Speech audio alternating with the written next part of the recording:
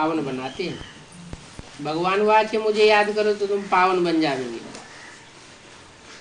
तो ज्ञान सागर को याद करो।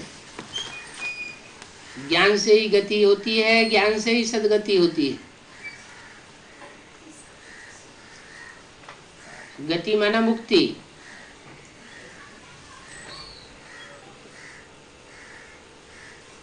बाप से वर्षा मिलता है शांति धाम सुख धाम का। जो पतित हैं वो तो वापस नहीं जा सकते। जब तक आत्मा पवित्र न बने, पावन न बने, तब तक शांति धाम में नहीं जा सकती। माना शांति धाम का अनुभव नहीं कर सकती। और शांति धाम का ही अनुभव नहीं करेगी तो सुख धाम का भी अनुभव नहीं करेगी। पहले चाहिए शांति, बाद में चाहिए सुख। आत्मा क्या चाहती है? आत्मा की पहले इच्छा क्या है? आत्मा इस दुनिया में दुखी है, अशांत है। कोई को पूरे बदन में बुखार हो रहा है तो वो क्या चाहेगा? रसगुल्ला खाना चाहेगा? नहीं खाना चाहेगा। उसे रसगुल्ला का टेस्ट नहीं आएगा। क्यों? क्योंकि सारे बदन में अशांति है। वो पहले चाहेगा शांति, और जब शांति मिल जाएगी, बुखार उतर जाएगा, तो चाहेगा कि हमें अच्छा अच्छा खाने के लिए भी मिले। तो इंद्रियों का सुख भी चाहेगा। तो पहली शर्त है, आत्मा चाहती है शांति मिले। दुख की दुनिया में अशांत होती है आत्मा। वो शांति चाहती है, लेकिन शांति से ही पूरी इच्छा पूर्ति नहीं होती। शांति के बाद हर आत्मा की ये भी इच्छा है कि वो इंद्रियों से सुख भी भोगे, दुख न भोगे। तो पहले शांति धाम ले जाते हैं बाप, शांति का अनुभव कराते हैं, और बाद में सुख धाम का अनुभव कराते हैं। हर आत्मा को पहले शांति धाम ले जाते हैं या शांति का अनुभव कराते हैं, और बाद में सुख में भेज देते हैं। बाप तो सुख धाम में भेजते हैं, लेकिन फिर आत्मा दुखी क्यों हो जाती है? हर आत्मा के अंदर अपने अपने पार्ट्स भरे हुए हैं। जो अनादि पार्ट है वो आत्मा बजाती है। कोई में लंबे समय का सुख भोगने का पार्ट भरा हुआ है, और कोई में थोड़े समय का सुख भोगने का पार्ट भरा हुआ है। कोई सुख भोगता है तो इतनी तीव्रता से सुख भोगता है कि वो जल्दी ही नीचे गिर जाती है आत्मा।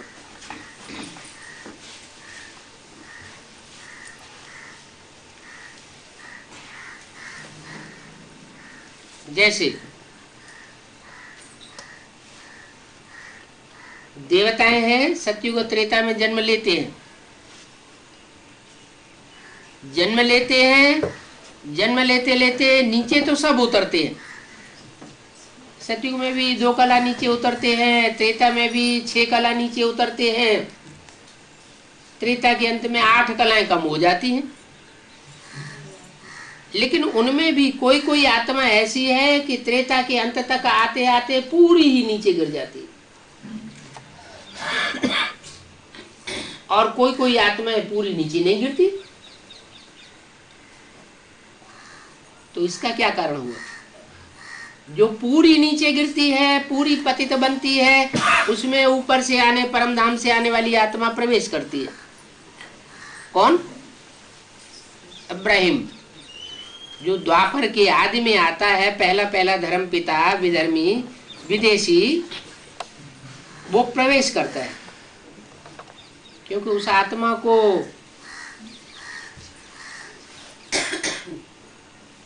गर्भ में प्रवेश करके दुख नहीं मिल सकता। वो आत्मा बाप के घर से आती है। जो बाप के घर से आती है वो तो सात्विक आत्मा है, सतो प्रधान आत्मा उस समय के हिसाब से। और वो सतो प्रधान आत्मा जब प्रवेश करेगी तो गर्भ में प्रवेश नहीं कर सकती, क्योंकि द्वापर युग में जो गर्भ है वो दुख का होता है, सुख का गर्भ नहीं होता। जैसे दुखधाम में आ जाती है। गर्भ में आत्मा अपने को बंधन में महसूस करती है, त्राहि त्राहि करती है बाहर निकलने के लिए। तो जो आत्मा पहले पहले परमधाम से आएगी वो दुख नहीं भोग सकती। फिर प्रवेश किस में करेगी? उसे प्रवेश करने के लिए पतित तन चाहिए। तो उस समय जो आत्मा सबसे पतित होती है उसमें आकर के इब्राहिम प्रवेश करता है। फिर नंबरवार जो पतित आत्माएं होती हैं उनमें इब्राहिम के फॉलोअर्स पीछे पीछे आने वाली आत्माएं प्रवेश करती रहती हैं और इस्लाम धर्म की स्थापना कर देती है। उनके मुकाबले क्रिश्चियन धर्म की आत्माएं उनके पतित बनने की तीव्रता कम होती है और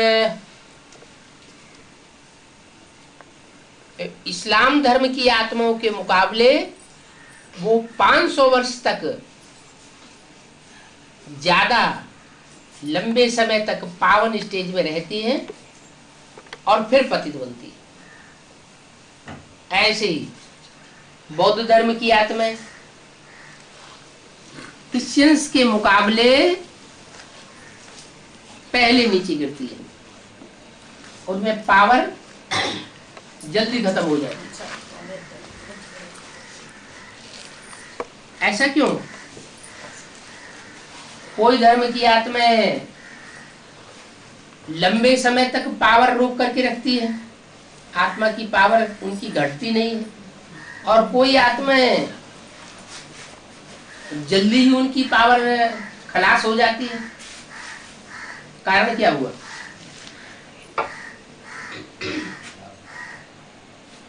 इस्लाम धर्म की जो आत्माएं हैं उनके जन्म जन्मांतर की आदत है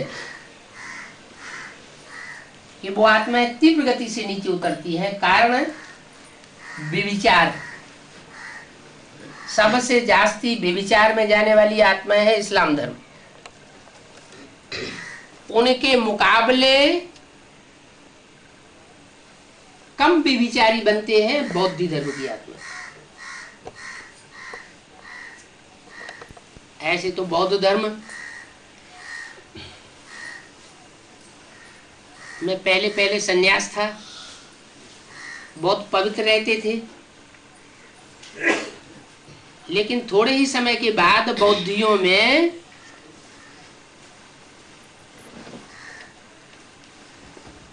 जो वो बनाए जाते थे बुद्ध विहार, उन बुद्ध विहारों में स्त्री पुरुषों को साथ साथ रहने की अनुमति दे दी गई। और जब स्त्री पुरुष साथ साथ रहे तो उनमें व्यभिचार फैल गया। अभी भी ब्राह्मणों की दुनिया में भी कोई कोई ऐसे बुद्धू ब्राह्मण हैं जो कहते हैं हम तो आत्मा आत्मा भाई भाई है ना, देवान तुमको क्यों आता है कि हम स्त्री हैं हम पुरुष हैं? जब हैं ही आत्मा आत्मा भाई भाई तो हम साथ साथ नहीं रह सकते, एक ही घर में नहीं रह सकते। अरे आत्माओं को संग का रंग नहीं लगता है क्या? आत्माओं को ही तो संग का रंग लगता है कि परमात्मा को लगता है? संग का रंग किसको लगता है? संग का रंग तो आत्माओं को लगता है। तो जब मालूम है कि आत्माओं को संग का रंग लगता है तो संग के रंग से बचाना चाहिए ना,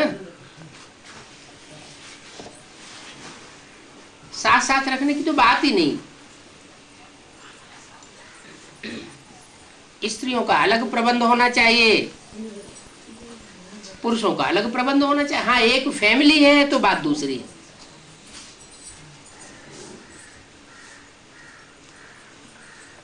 तो बौद्ध धर्म में ये बुद्धूपना आ गया, उन्होंने साथ साथ रहना शुरू कर दिया तो व्यभिचार तेजी से फैला, और बौद्ध धर्म जो बड़ी तेजी से आगे बढ़ रहा था, संसार में फैल रहा था, उनका पराभव हो गया, पतन हो गया। बौद्ध धर्म जितना पुराना है विदेशियों के बीच में, उसके मुकाबले उसकी राजाई बहुत कम चलती है।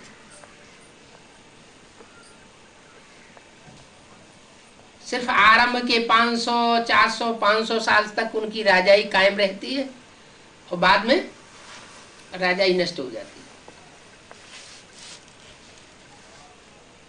उसके बाद आते हैं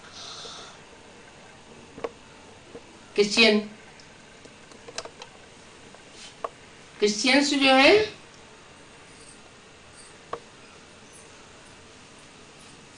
उनमें काम विकार उतना जास्ती नहीं होता।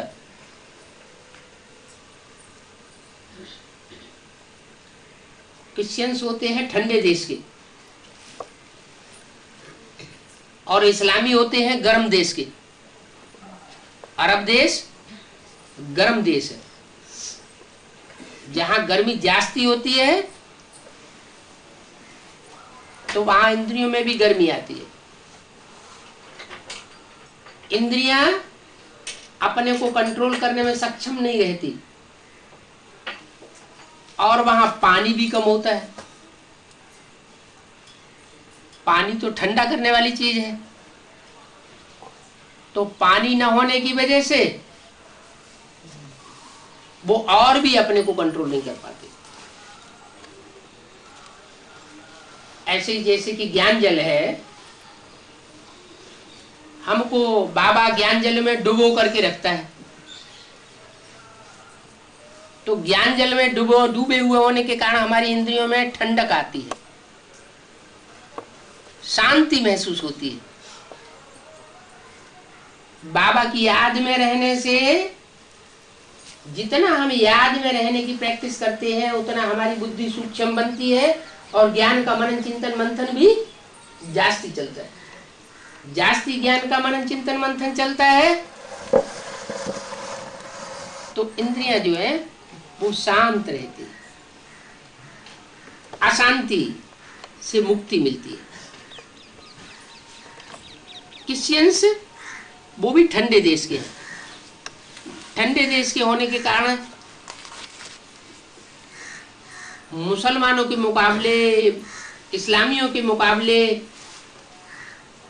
उनमें काम विकार तो उतना नहीं पनपता। हालांकि व्यभिचारी तो होते हैं, लेकिन क्रोध बहुत होता है, और वो क्रोध भी ठंडा क्रोध, बाहर से पता नहीं लगता कि ये क्रोध कर रहे हैं। बाहर से बड़े शांत स्वभाव होकर के दिखाई पड़ेंगे और अंदर से उनको क्रोध भरा हुआ है, तो वो क्रोध विकार जो है वो भी उनको नीचे लाता है। लेकिन बाबा कहते हैं क्रोधी को पतित नहीं कहेंगे और कामी को पतित कहेंगे।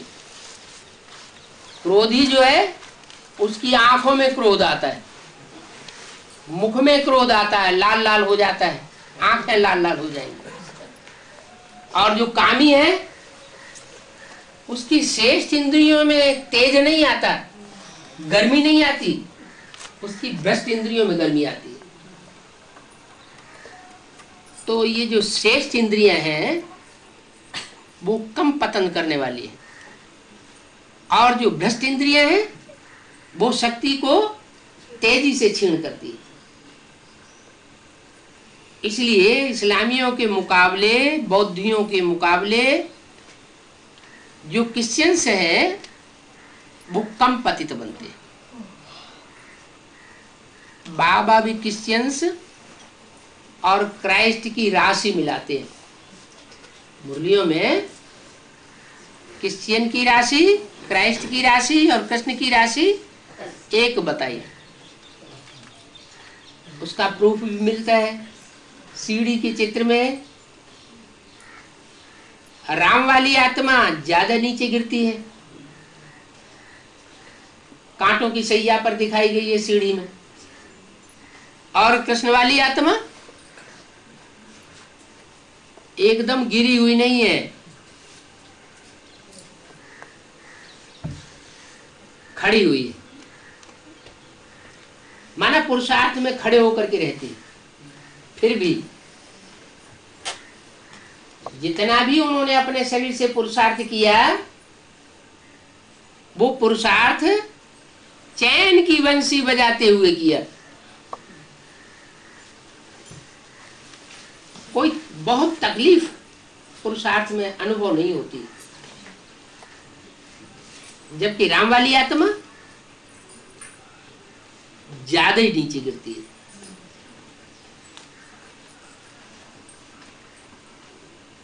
तो जैसे राम और कृष्ण में भेद है, ऐसे ही इस्लामी और क्रिश्चियंस में भेद समान जैसा है। वो बनते हैं काले लंगूर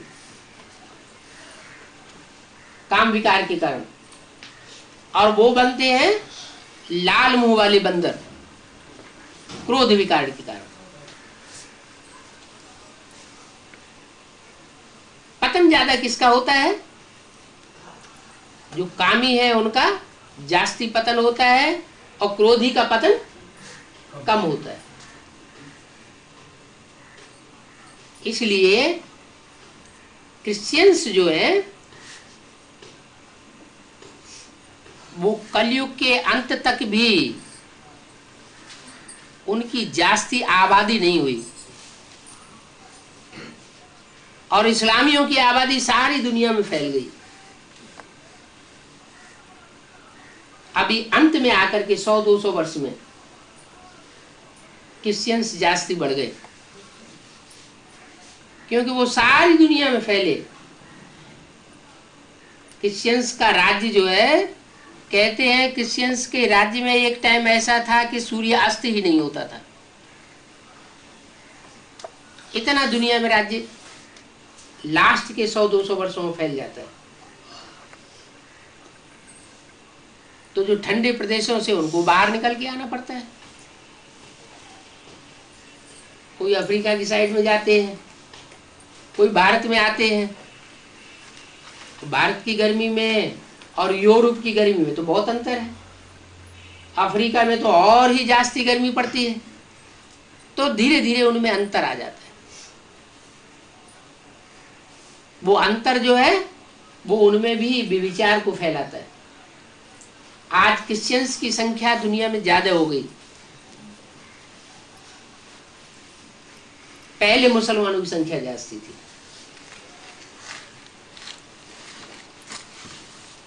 तो कुछ आत्माएं होती हैं कम पतन वाली, धीरे धीरे पतित होती है, और कुछ आत्माएं बड़ी तेजी से पतित होती है।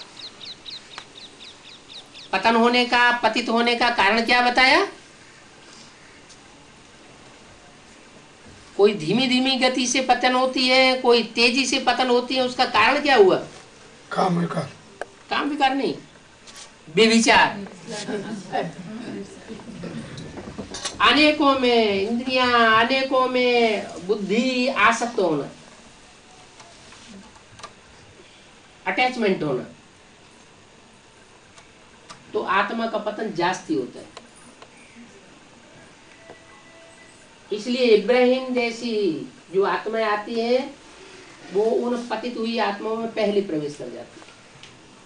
उसके बाद दूसरे नंबर में पतित बनते हैं बौद्ध, फिर तीसरे नंबर में पतित बनते हैं क्रिश्चियंस। उससे भी ज्यादा धीमी गति से पतन बनने की, जो पतित होने की जो गति है, वो है सन्यासियों की। सन्यासी जो ओरिजिनल पवित्रता धारण नहीं करते। ओरिजिनल पवित्रता तो है ब्राह्मणों की, जो ब्राह्मण से देवता बनते हैं। क्योंकि बाबा ने बताया घरगस्थ में रह करके पवित्र बनना, यह है ओरिजिनल पवित्रता। और घरगस्थ को छोड़ करके बाहर जंगल में जा करके पवित्र बनना, ये तो मजबूरी की पवित्रता हुई। जैसे कोई आदमी को जेल में डाल दिया जाए, 10 साल जेल में रहे और जेल से निकलने के बाद कहे हमने 10 साल पवित्रता का पालन किया, तो वो उसकी मजबूरी हुई या उसने वास्तव में पवित्रता का पालन किया? वो तो मजबूरी है। तो ऐसे ही सन्यासियों की कायरता वाली पवित्रता है। वो जब जब भी ज्यादा तमो प्रधान बनते हैं, उसका कारण ये होता है कि वो शहरों में घुस पड़ते हैं और अपने को कंट्रोल नहीं कर पाते। जब तक जंगलों में रहे तब तक फिर भी कंट्रोल रहे,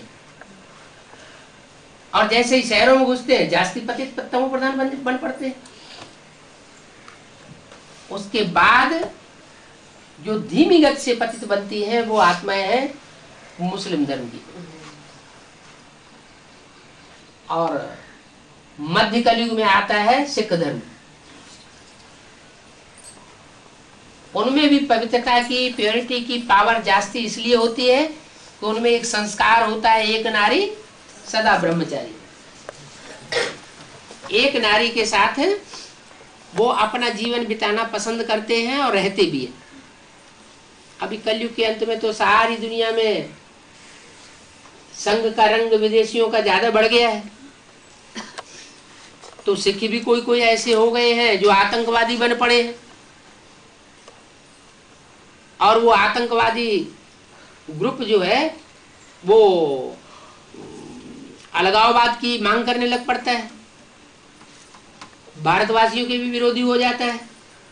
नहीं तो सिखों में यूनिटी जास्ती रही, क्योंकि उनमें भारतवासियों जैसी प्योरिटी रही, देवताओं जैसी प्योरिटी।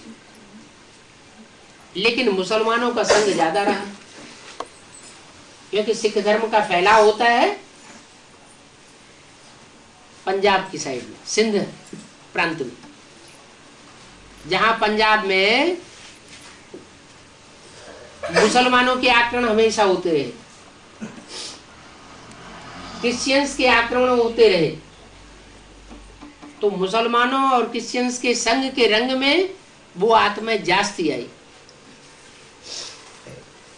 संग का रंग जास्ती लगता है तो कुछ न कुछ तो असर पड़ता ही है। उसके बाद आते हैं आर्य समाजी। आर्य समाजी जो आत्माएं हैं, उनकी खासियत ये है कि वो द्वापर युग के आदि से ही दूसरे दूसरे धर्म में कन्वर्ट होते रहे। सबसे जास्ती गिरी हुई आत्मा है। इस्लाम धर्म आया तो इस्लाम धर्म की आत्माओं के प्रभाव में आ गए। क्रिश्चियन धर्म आया तो क्रिश्चियंस के प्रभाव में आ गए। मुस्लिम धर्म आया तो मुसलमानों के प्रभाव में आ गए। माना वो सबके प्रभाव में आते रहते हैं। ज्यादा प्रभाव में आने के कारण वो आत्माएं भारतीय होते हुए भी विदेशियों से बदतर हो जाती है। किसी धर्म पर उनकी आस्था नहीं रहती। जब किसी धर्म पर आस्था ही नहीं रहेगी, विश्वास नहीं रहेगा, निश्चय नहीं बैठेगा, निश्चय उखड़ता रहेगा, तो रिलीजन इज माइट कहा जाता है। धर्म में ही तो ताकत होती है। और जो अपने धर्म को बार बार छोड़ता रहे तो वो आत्मा अनिश्चय और अविश्वास के कारण कमजोर हो जाती है। तो सबसे जास्ती कमजोरी आती है आर्य समाजियों में। और वो आर्य समाज कलयुग के अंत में इस संसार में प्रत्यक्ष होता है, जब से महर्षि दयानंद आए।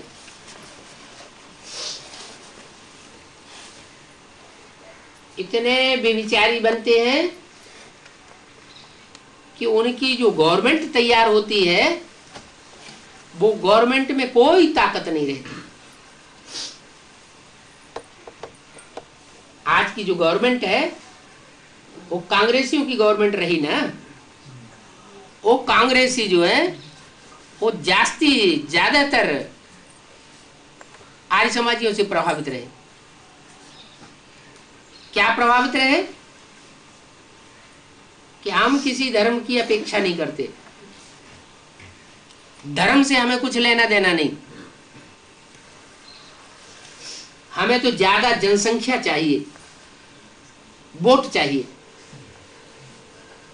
वो वोट चाहे मुसलमानों के हो, चाहे क्रिश्चियंस के हो, चाहे हिंदुओं के हो, हमें तो ज्यादा से ज्यादा संख्या के ऊपर अपना राज्य करना है, जो हमारे फॉलोअर्स बने। तो प्रजा परस्त हो गए। उन्हें राजा क्वालिटी की आत्माएं पसंद नहीं, उनको प्रजा परस्त, प्रजा जैसी आत्माएं, कमजोर आत्माएं चाहिए। तो प्रजा के ऊपर प्रजा का राज्य, जब कलयुग अंत होता है तो भारत से शुरू होकर के सारी दुनिया में प्रजा के ऊपर प्रजा का राज्य छा जाता है। अभी तक नेपाल देश ऐसा था जहां राजाओं का राज्य नाम मात्र को चल रहा था, वहां भी राजा ही खलास हो गई है। अभी सारी दुनिया में प्रजा के ऊपर प्रजा का राज्य, और प्रजा में तो कोई ताकत नहीं होती। ताकत राजा में होती है या प्रजा में होती है? राजाओं में ताकत होती है। क्यों ताकत होती है राजाओं में? प्रजा में ताकत क्यों नहीं होती है? प्रजा हुजूम की हुजूम, ढेर की ढेर, और राजा एक होता है। और राजाओं को राजा बनाया किसने? राजाओं को राजा बनने की शिफ्ट किसने दी? हाँ, इंद्रियों को कंट्रोल करने की, अपनी इंद्रियों पर राजा ही करेगा सो बड़ा राजा बनेगा। तो ये शिफ्ट है, ये पढ़ाई किसने सिखाई? शिव बाबा ने सिखाई। अब शिव बाबा तो सर्वशक्तिवान, उससे ज्यादा शक्तिवान तो कोई धर्म पिता होता ही नहीं। वो मनुष्य गुरु, मनुष्य धर्म पिताएं जो होते हैं वो तो शक्तिहीन होते हैं। वो इतने शक्तिहीन होते हैं, खुद भी इस सृष्टि में आकर के नीचे गिरते हैं और अपने फॉलोअर्स को भी नीचे गिराते हैं, नीचे गिराने के निमित्त बनते हैं।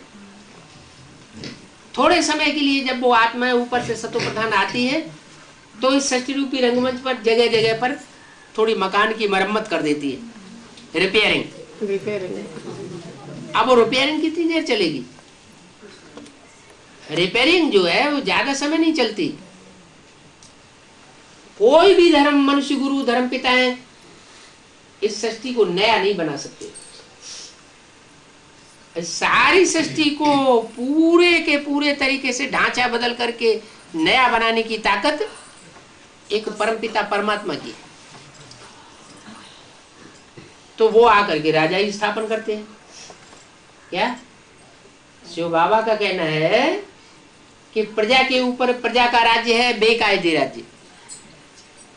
ये कोई कायदा कानून नहीं है कि प्रजा के ऊपर प्रजा राज्य करे। राजाओं का राज्य चाहिए। और आर्य समाजियों ने क्या कर दिया? जो आर्य समाजी आए वो आधे नास्तिक होते हैं। वो भगवान को तो मानते हैं, निराकार को तो मानते हैं, लेकिन साकार देवताओं को मानते ही नहीं। अब जब साकार ही नहीं होगा, अगर परमात्मा इस सृष्टि पर आकर के साकार नहीं बनेगा तो देवताएं कैसे रचेगा? तो देवताएं जब नहीं रचे जाएंगे तो देव आत्माओं की तो राजाई होती है, देव आत्माओं में राजाई ही चलती है, चाहे सतयुग हो चाहे द्वापर युग हो, वो त्रेता हो, उनकी राजाई चलती है। यहां तक कि कलयुग के अंत में भी आकर के नेपाल में राजा का शासन रहता है, फिर नीचे तो सबको गिरना है, वो नेपाल भी नीचे गिरता है, क्योंकि संघ का रंग जो है वो माया किसी को छोड़ती नहीं है। जो आदि में पतित बनने वाली आत्माएं थी वो तो नीचे गिरती ही रहती है। क्यों? क्योंकि जो आत्माएं जल्दी जल्दी पतित बनती है सृष्टि पर आकर के, उनमें ऊपर से आने वाली सोच जल्दी जल्दी प्रवेश करती है।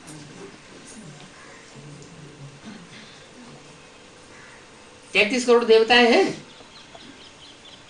33 करोड़, 33 करोड़ देवताओं में से एक एक में सोल प्रवेश करती है ऊपर से आने वाली परम धाम से, और वो सोल प्रवेश करके उनको कमजोर करती है, खुद राजाई भोगती है और जिसमें प्रवेश करती है उसको आधीन बना के रखती है। उसमें संकरंग भी लगता है। इसलिए बाबा ने बोला स्वधर्म में निधर्म से अपने धर्म में रहना ज्यादा अच्छा है, दूसरे धर्म में कन्वर्ट होना अच्छा नहीं है। तो जिनमें ऊपर से आने वाली आत्माएं प्रवेश करती हैं वो फिर दूसरे धर्म में कन्वर्ट हो जाती है, उनके अधीन होकर के चलती है। तो जो अधीन होकर के चलता है वो उसमें कमजोरी ज्यादा आती है, जो स्वाधीन होता है उसमें कमजोरी नहीं रहती, आधीनता के कारण कमजोरी आती है। इंफीरियरिटी कम्प्लेक्स आ जाता है आत्मा के अंदर। इंफीरियरिटी कम्प्लेक्स माने हीन भावना, वो हीन भावना आत्मा को नीचे गिराती है। सुपीरियरिटी कम्प्लेक्स होता है तो उमंग उत्साह ज्यादा रहता है। जैसे राजा का बच्चा है तो कहे मैं राजकुमार हूं, तो वो उमंग उत्साह नशा रहता है। तो ये सुपीरियरिटी कम्प्लेक्स कहां से आता है? सुप्रीम कौन है इस संसार में? सुप्रीम सोल कौन है? जो सुप्रीम सोल है वहीं से सुपरमेसी शुरू होती है, और जो लास्ट में आने वाला धर्म पिता है वहां से इंफीरियरिटी कम्प्लेक्स शुरू होता है। तो जो आत्माएं मनुष्य गुरुओं के स्वभाव संस्कार के नजदीक आती है, उनसे प्रभावित हो जाती है, उनमें आता है इंफीरियरिटी कम्प्लेक्स। और जो परमात्मा के बच्चे बनते हैं डायरेक्ट, उनमें सुपरमेसी रहती है। तो सुपरमेसी रहने के कारण वो जन्म वाई जन्म भले टकराते हैं विधर्मियों से, विदेशियों से, लेकिन टकराते हुए भी टक्कर लेते लेते लेते जाके आखिरी जन्म में नीचे गिरते हैं। क्योंकि माया भी तो सर्वशक्तिवान है। जैसे बाप सर्वशक्तिवान है वैसे माया भी सर्वशक्तिवान है। तो सर्वशक्तिवान माया किसी को छोड़ती नहीं है, चाहे वो कोई भी धर्म की आत्मा हो, चाहे सूर्यवंशी हो, चाहे चंद्रवंशी हो, चाहे इस्लामी बौद्धिक क्रिश्चियन वंशी हो, वो वार हर एक के ऊपर करती है।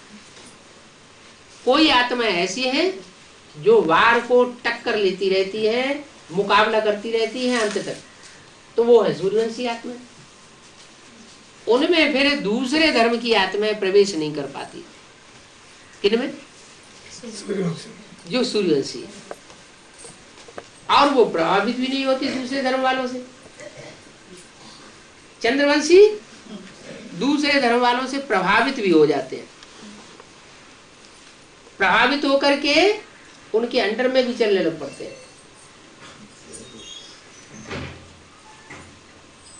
तो वो कमजोरी आ जाती है। सूर्यवंशियों में सबसे जास्ती कमजोरी क्यों आती है? सूर्य गर्म है या ठंडा है? जिसकी पैदाइश गर्मी से होगी उसमें काम विकार जास्ती होगा, या जिसकी पैदाइश ठंडास से होगी उसमें काम विकार जास्ती होगा? गर्मी से। जैसे इस्लामी गर्म प्रदेश के होते हैं, गर्म देश में उनका जन्म होता है तो उनमें काम विकार जास्ती होता है। ऐसे ही सूर्यवंशी जो है वो कलयुग के अंत में आकर के काले मोहड़े वाले लंगूर जैसे महाकामी बनते हैं। और चंद्रवंशी आत्माएं, वो चंद्रमा है ना, ठंडक देने वाला, तो उसके रहबरी में रहने के कारण उनमें काम विकार उतना नहीं पनपता, लेकिन अंदर का क्रोध बहुत होता है। इसलिए कृष्ण के लिए क्या दिखाते हैं? कृष्ण ने महाभारत गृह युद्ध कराई दिया।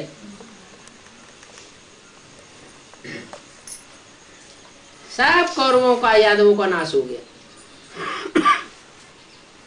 कृष्ण कौन से कुल के थे? कौरव कुल के नहीं थे, पांडव कुल के नहीं थे, यादव कुल के थे। तो अपने सारे कुल का भी ध्वंस करा दिया, इतना क्रोध आया। जैसे घर में कोई आदमी ज्यादा क्रोधी होता है तो अपने घर के बर्तन ही फोड़ने लगता है, यही नहीं देखता कि हम अपना ही नुकसान कर रहे हैं, इतने क्रोध में आ जाते हैं। और उसमें भी जो ठंडा क्रोध होता है वो तो बहुत ही खतरनाक होता है। शंकर जी का क्रोध गरम क्रोध आया और निकल गया, वो खतरनाक नहीं है। और जो क्रोध ठंडा होता है, अंदर ही अंदर क्रोध आ गया, समा गया, बाहर से हंसते रहे, हाँ,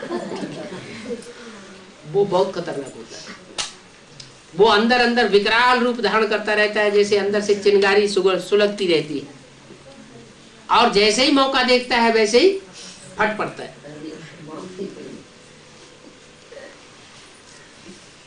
तो दो प्रकार की प्रकृति है, एक ठंडी प्रकृति, एक गर्म प्रकृति।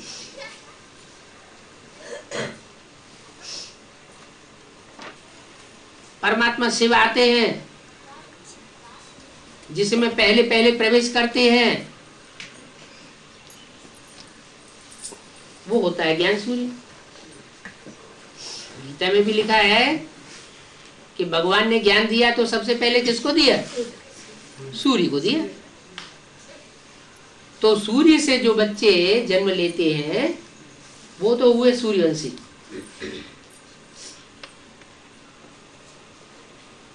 और सूर्य के बाद चंद्रमा सूर्य से डायरेक्ट जन्म नहीं लेता। क्या? चंद्रमा सूर्य से निकला हुआ उपग्रह है या पृथ्वी से निकला हुआ उपग्रह है? नहीं,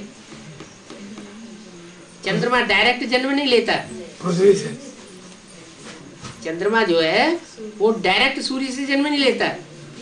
यज्ञ के आदि में भी ज्ञान चंद्रमा ब्रह्मा, उन्होंने डायरेक्ट प्रजापिता वाली सोल से ज्ञान नहीं लिया। किससे लिया? माता से। माता से लिया। तो ऐसे ही ये जो बड़ी दुनिया है उसमें भी पृथ्वी का एक हिस्सा अलग होता है और वो चंद्रमा बनता है। उपग्रह पृथ्वी का उपग्रह कहा जाता है। जो जिस ग्रह का उपग्रह होता है वो उसी के आसपास घूमता है। चंद्रमा पृथ्वी का उपग्रह है तो किसके आसपास घूमता है, चक्कर काटता है? पृथ्वी के चारों ओर चक्कर काटता है। अब यहाँ बाबा ने पृथ्वी बताया है कन्याओं माताओं को। क्या माताएं क्या है? धरणी। धारणा शक्ति माताओं में जास्ती होती है। पवित्रता की धारणा भी माताओं में जास्ती होती है। पुरुषों में प्योरिटी की पावर उतनी नहीं होती जितनी माताओं में होती। तो धारणा शक्ति जास्ती होने के कारण उसके आसपास जो घूमने वाला चंद्रमा है उसमें भी धारणा जास्ती होती है। शीतल स्वभाव का होता है, स्वभाव शीतल है, लेकिन रोशनी कहां से मिलती है? चाहे पृथ्वी हो, चाहे चंद्रमा हो, चाहे कोई ग्रह हो, चाहे उपग्रह हो, उनको रोशनी कहां से मिलती है? सूर्य से रोशनी मिलती है। यह है ज्ञान की रोशनी। तो जो ज्ञान की रोशनी है, जिन आत्माओं को ज्यादा से ज्यादा मिलती है, मिलती क्या है? लेती है, ऐसे समझिए। जो आत्मा है परमात्मा के आने पर, इस सृष्टि पर ज्यादा से ज्यादा परमात्मा के ज्ञान को धारण करती है, वो आत्मा बहुत पावरफुल बन जाती है। पावरफुल माने बड़ी आत्मा। जैसे कोई बैटरी होती है, छोटी होती है, कोई बैटरी बड़ी होती है। तो जो बड़ा बैटरा होगा उसमें ताकत, ज्यादा ताकत होगी। ऐसे ही जो डायरेक्ट ज्ञान सूर्य से कनेक्टेड होते हैं, संबंध जोड़ते हैं, वो ज्ञान सूर्य के बच्चे ज्यादा पावरफुल हो जाते हैं। ज्यादा पावरफुल होने के कारण वो ज्ञान को भी ज्यादा ग्रहण करते हैं। होते तो नंबर वार है, लेकिन एक जैसा ज्ञान धारण करने वाले तो नहीं होते हैं। फिर भी और धर्मों के मुकाबले उनमें जास्ती पावर रहती है। वो पावर कहां से आती है? ईश्वरीय ज्ञान से। पहली पहचान उनके अंदर बैठती है। पहचान होगी तभी तो याद करेंगे, पहचान नहीं होगी तो याद कैसे करेंगे?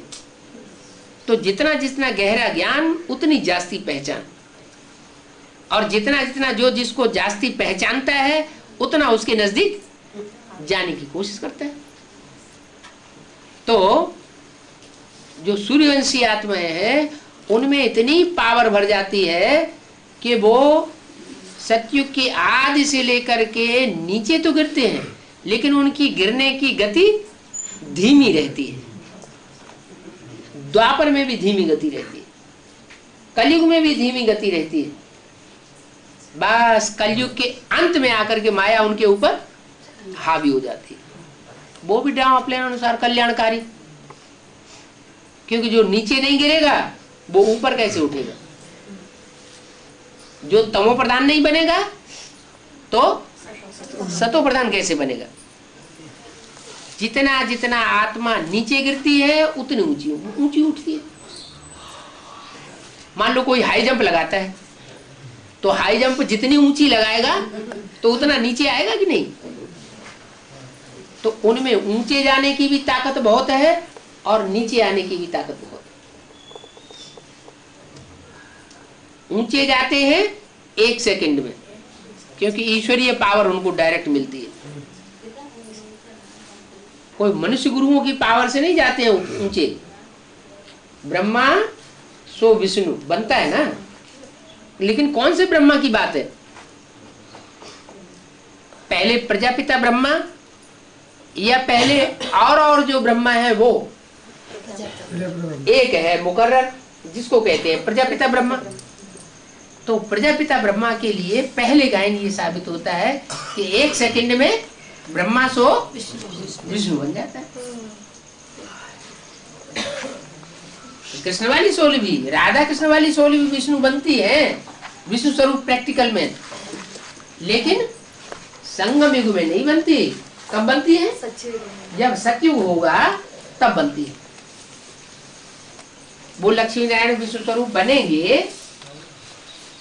वहां भी सतयुग में जो राजाएं होते हैं उनके राज तख्त के पीछे विष्णु का चित्र होता है, जिससे साबित होता है ये सब विष्णु की औलाद की डायनेस्टी है। चाहे पहला नारायण हो, चाहे दूसरा नारायण हो, चाहे सतयुग का तीसरा या चौथा नारायण हो, उन सब की वंशावली कहां से शुरू होती है? विष्णु की राशि से। और पहला पहला विष्णु का स्वरूप कौन बनता है? राम वाली आत्मा। राम बाप जिसे कहा जाता है वो आत्मा, और राम को कहा भी जाता है सूर्यवंशी। राम को क्या कहते हैं? सूर्यवंशी। सूर्यवंशी माना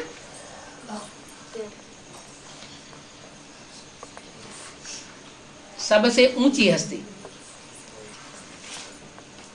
जैसे ये दुनिया है, ये दुनिया किसका लोक कही जाती है? शुक्र ग्रह का लोक कही जाती है, या बृहस्पति का लोक कही जाती है, या चंद्रमा का लोक कही जाती है। ये 9 ग्रह है ना दुनिया में। तो कौन सा लोक कहा जाता है? बृहस्पति लोक नहीं कहा जाता। भूलोक, भू माना पृथ्वी लोक। पृथ्वी तो पृथ्वी का जो दायरा है वो पृथ्वी तक ही उसका प्रभाव रहेगा। सौर लोक, सूर्य, ये सारी सृष्टि में जो भी देखने में आते हैं, चांद सितारे वगैरह सब, उसको कौन सा लोक कहा जाता है? सौर लोक। सौर लोक माने सूर्य का लोक। माना एक ही ऐसी हस्ती है जिसका सारी दुनिया के ऊपर प्रभाव होता है। विष्णु का प्रभाव देवताओं के ऊपर ही रहता है।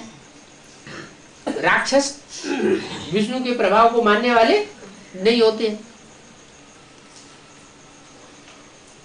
और वो देवता कौन है जिसको देवताएं भी मानते हैं और राक्षस भी मानते हैं? वो शंकर है।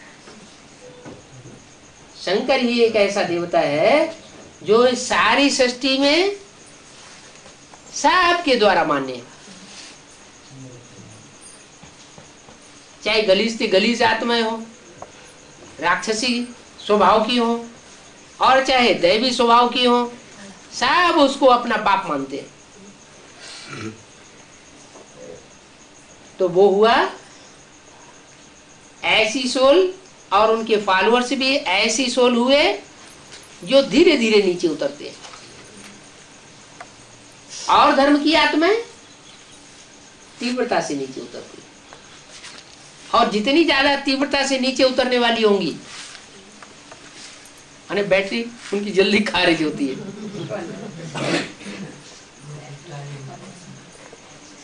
कोई बैटरी ऐसी होती है जल्दी डिस्चार्ज होती है, और कोई बैटरी होती है हाँ धीरे धीरे डिस्चार्ज होती है। तो जो बैटरी जल्दी जल्दी डिस्चार्ज होती है तो उनमें ऊपर से आने वाली आत्माएं जल्दी जल्दी प्रवेश करती है।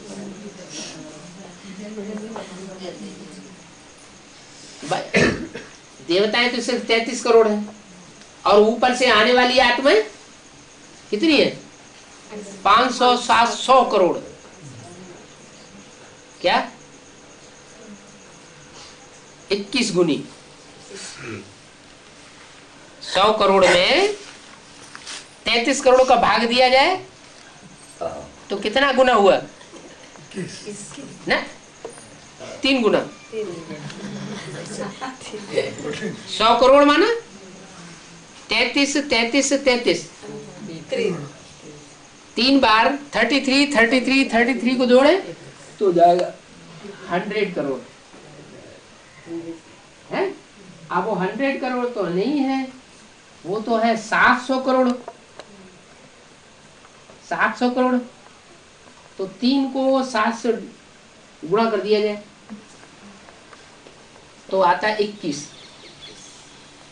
माने कोई आत्माएं ऐसी भी हैं जिनमें ऊपर से आने वाली आत्माएं प्रवेश 21 बार भी करती हैं। तो कितनी व्यभिचारी हो गई।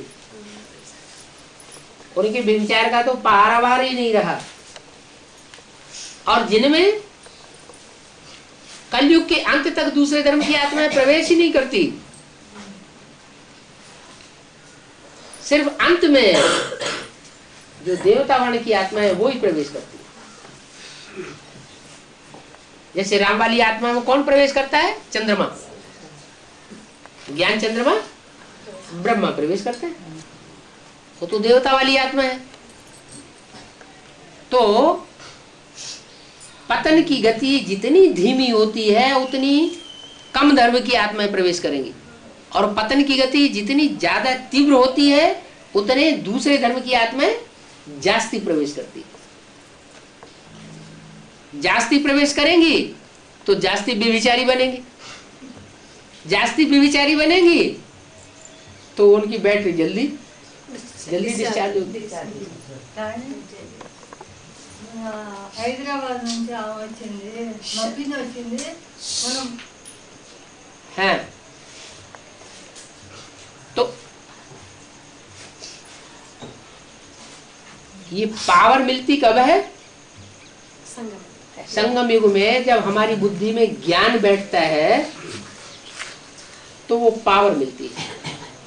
वो ज्ञान कोई आत्मा में तो जल्दी बैठ जाता है, किसी को थोड़ा सा सुनाओ और खट से ज्ञान वो कैच कर लेती है। तो बाबा कहते हैं ये हमारे कुल का है। जो हमारे कुल का होगा थोड़ा सा सुनेगा, थोड़ा सा सुन करके हमारी बात को पकड़ लेगा और मानने लग पड़ेगा, चलने लग पड़ेगा। कोई कोई आत्माएं होती हैं जल्दी कैच नहीं करती है, जिरहबाजी करती है, संघर्ष करती है, वाद विवाद करती है। इसका मतलब जितना जास्ती वाद विवाद करके कोई हमारी बात को मानता है उतना ही वो दूसरे धर्म में कन्वर्ट होने वाला है। जो आर्य समाजी है वो बेसिक नॉलेज में भी शुरू से लेके अंत तक विरोध करते रहे। आर्य समाजियों ने बहुत विरोध किया।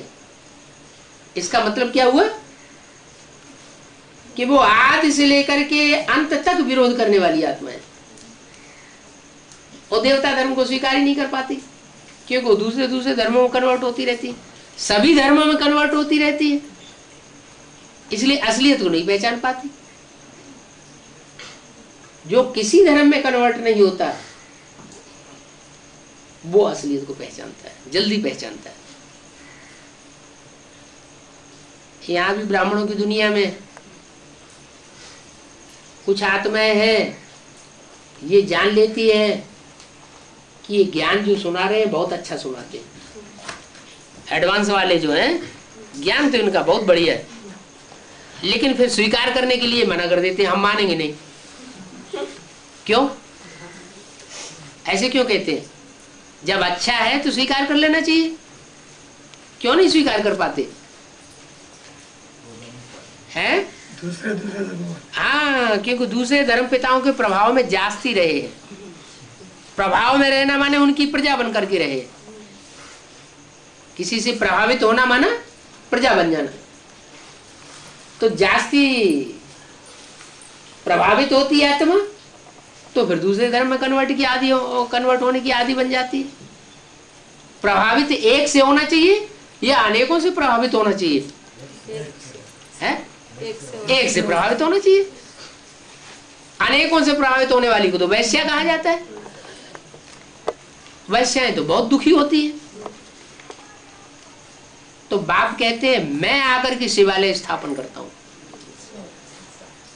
और जितने भी धर्म पिता हैं वो सब इस दुनिया को वैश्यालय बनाते हैं, और दुनिया में रहने वाली जो भी आत्माएं सबको प्रभावित होने वाला बनाते हैं। प्रभावित होने वाला माने प्रजा बनाते हैं। प्रजा बनाते हैं माना अधीन बनाते हैं। क्या अधीन बनावेंगे? और मैं शिव बाबा क्या करते हैं? मैं अधिकारी बनाता हूं, माने राजा बनाता हूं। तो तुम हो मेरे राजा बच्चे। कौन है राजा बच्चे? जो ज्यादा से ज्यादा जन्मों तक आत्मिक स्टेज में टिकने वाले हैं। आत्मा और शरीर। शरीर माना 5 तत्व। 5 तत्व का पुतला पृथ्वी जल वायु अग्नि आकाश इनसे बनता है। 5 तत्वों का पुतला शरीर, और इस शरीर को धारण करती है आत्मा।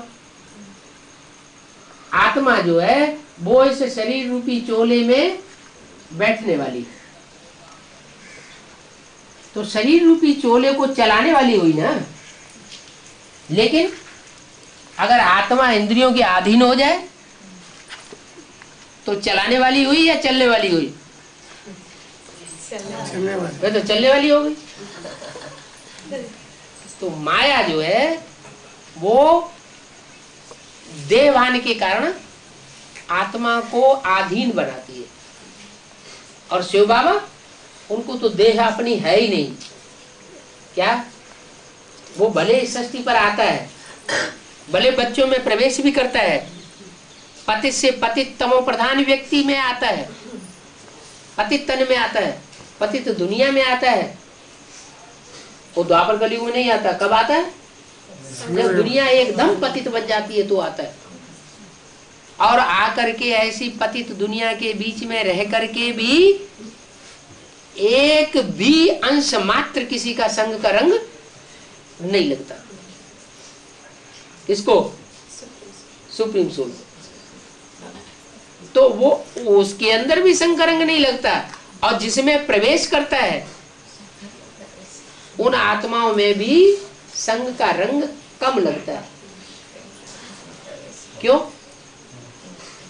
उनमें संग का रंग कम क्यों लगता है? हाँ, क्योंकि संग के रंग से, शिव के संग के रंग से वो आत्माएं हाँ कम पतित बनती है। और शिव का संग का रंग जास्ती लगता है। औरों का संग भी लगता है, नीचे गिरती तो है। रामकृष्ण की आत्माएं भी नीचे गिरती है, लेकिन उतनी नीचे नहीं गिरती जितनी दूसरे धर्म की आत्माएं नीचे गिरती है। दूसरे धर्म में कन्वर्ट होने वाली आत्माएं, उनमें स्वभाव संस्कार भरा हुआ है प्रभावित होने का, और इनमें वो स्वभाव संस्कार किसी से प्रभावित होने का नहीं होता। तो कितना भारी घाटा पड़ जाता है। एक की बात सुनना और अनेकों की बातें सुनना। एक से सदगति और अनेकों के संग के रंग से दुर्गति। तो समझा जा सकता है कि राम वाली आत्मा ज्यादा पतित बनती है, वो तो ठीक है, लेकिन ज्यादा सुखी कौन बनता है? राम वाली आत्मा ज्यादा सुखी बनती है या उसकी सहयोगिनी शक्ति सीता वाली आत्मा? मनी जो अव्वल नंबर सीता है, पार्वती जिसको कहा जाता है, वो जास्ती सुखी बनती है? राम वाली आत्मा जास्ती सुखी बनती है? सुखधाम में जास्ती राम वाली आत्मा रहेगी या पार्वती वाली आत्मा सुखधाम में जास्ती रहेगी? तीन मूर्तियां हैं, ब्रह्मा की मूर्ति, विष्णु की मूर्ति, शंकर की मूर्ति, और तीन धाम है। ब्रह्मा दुखधाम की तरफ है, ब्रह्मा दुखधाम की ओर है ना, तो दुखधाम का संग का रंग उसको जास्ती लगता है, तो दुखधाम। और विष्णु सुखधाम का मुखिया, और शंकर शांति धाम का मुखिया। शांति धाम की ज्यादा नजदीक है, दुखधाम से बहुत दूर है। और विष्णु सुखधाम वासी। तो कौन सी आत्मा ऐसी है इस सृष्टि में जो 100% इस सृष्टि का सुख भोगती है लेकिन दुख नहीं भोगती? विष्णु तो कोई आदमी नहीं होता है, लेकिन विष्णु के गुण स्वभाव संस्कार धारण करने वाली कोई तो आत्मा होगी नहीं? जो नई दुनिया स्थापन होगी, तो नई दुनिया की स्थापना में स्वर्ग का गेट कौन खोलेगा? अकेली जगदम्बा खोलेगी या छोटी मम्मी, बड़ी मम्मी और दूसरी माताएं भी साथ में होंगी? दूसरी माताएं भी साथ में होंगी ना, लेकिन जगदम्बा उतना सुख नहीं भोगती इस सृष्टि का। क्यों? क्योंकि जगत की अम्बा है, देवताओं की भी अम्बा है और राक्षसों की भी अम्बा है। जैसे ब्रह्मा की रहबरी में यज्ञ के अंदर राक्षसी आत्माएं पली, अब तक भी पल रही है, और चंद्रवंशी आत्माएं भी पली, देवतावर्ण की आत्माएं, और सूर्य के समान पाठ बजाने वाली आत्माएं नहीं पली, वो यज्ञ के आदि में ही चली गई, क्योंकि वो डायरेक्ट सूर्य के बच्चे हैं, उनको वो सहन नहीं कर सके। वो ही आत्माएं, यज्ञ की आदि वाली आत्माएं, जब ब्रह्मा शरीर छोड़ देता है तब फिर वो आती है। यज्ञ के अंदर आकर के जो ज्ञान ब्रह्मा के मुख से बाबा ने सुनाया, वो उस ज्ञान की तह को पकड़ लेती है, क्योंकि शिव का उनमें प्रवेश होता है। शिव आएगा तो अपने सूर्यवंशी बच्चों में प्रवेश करेगा, या चंद्रवंशियों में, इस्लाम वंशियों में, बौद्ध वंशियों में प्रवेश करेगा, तो सूर्यवंशी बच्चों में प्रवेश करता है। तो जिन बच्चों में प्रवेश करता है उनमें ताकत जास्ती आ जाती है, उनको कहा जाता है रुद्रमाला के मण के, रौद्र रूप धारण करने वाले, विकराल रूप धारण करने वाले। जब विकराल रूप धारण करते हैं तो यज्ञ का विध्वंस कर देते हैं। अब ये यज्ञ चल रहा है ज्ञान यज्ञ, ये ज्ञान यज्ञ का फाउंडेशन भी उन आत्माओं ने यज्ञ की आदि में डाला था। अब उनमें ये भी ताकत है कि वो सारे ज्ञान यज्ञ का विध्वंस भी कर देंगे। कब करेंगी? जब संगठन तैयार हो जाए। कौन सा संगठन? जो असल सूर्यवंशी है, अष्टदेव, उनका संगठन इतना मजबूत बन जाए, पावरफुल बन जाए, उसके बाद फिर